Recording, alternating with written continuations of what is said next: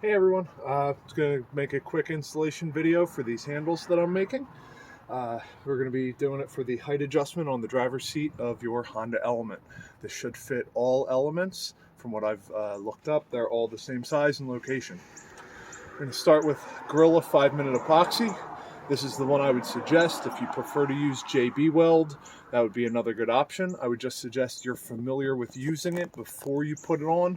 If the epoxy doesn't cure correctly, you're going to have a bad time. So I would suggest, first of all, once you open this kit, it comes with a little popsicle stick. We're going to throw that away.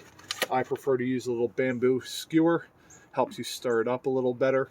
The most important part of a two-part epoxy is that it is completely homogeneous. There we go. You want it mixed well enough in under 5 minutes that everything is one fluid piece. It's, you don't have part A and part B still separated from each other. Comes with a nice little mixing tray on it. So if you've never done this before, I would heavily suggest mixing up a batch that you're just going to throw away so you can find out if it's going to cure completely.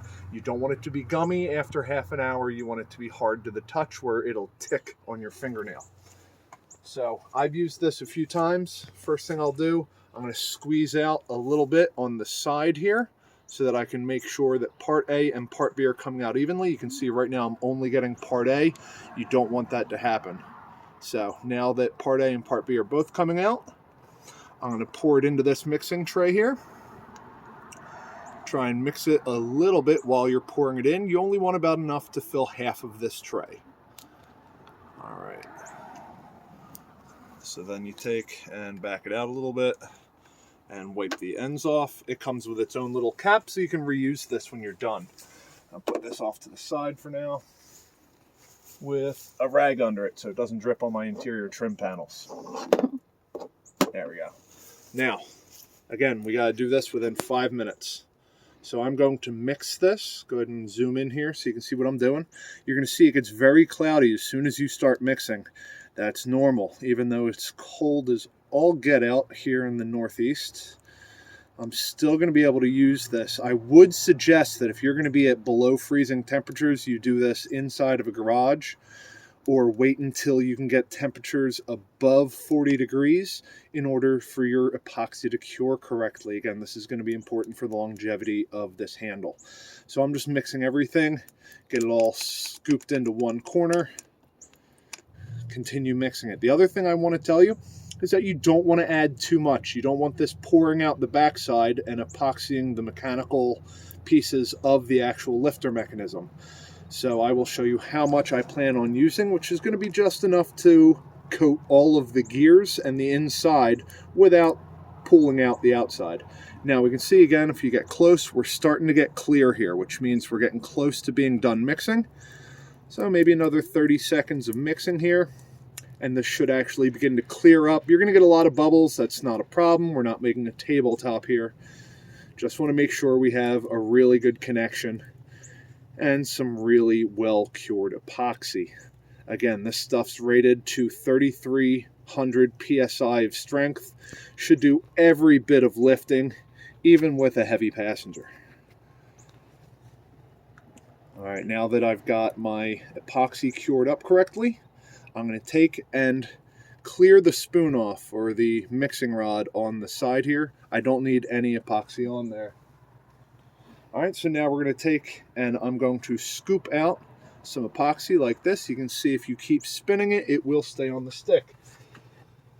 We're going to take and place that inside and give it a stir. Now again, you want everything on the inside covered, but again, we don't want this pooling out once we put the knob on. So that's one. We've got two here. All right, that's starting to look like it's going to at least bind onto the gears. Now I'm going to take a third really big glob and put it all the way down in the bottom as far as I can get it.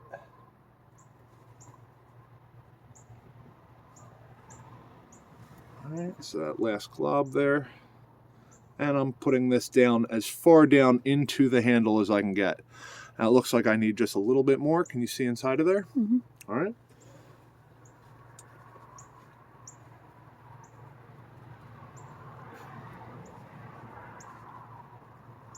So This should be the last glob, and this one I'm going to do very lightly, pressing around the upper edge. Now when I put this in the gear, I'm going to be spinning it so it coats all of the gears evenly. You can see that's all we want. We do not want this filled again. We don't want it pouring out the backside. Now, come on in close. We're going to see here, I will be pushing this on and spinning it very slowly as I push it in, and that's going to help coat all of the gears. It's only going to coat it in one direction though, so now I'm going to start spinning in the opposite direction. You can hear that little puff. It is now on.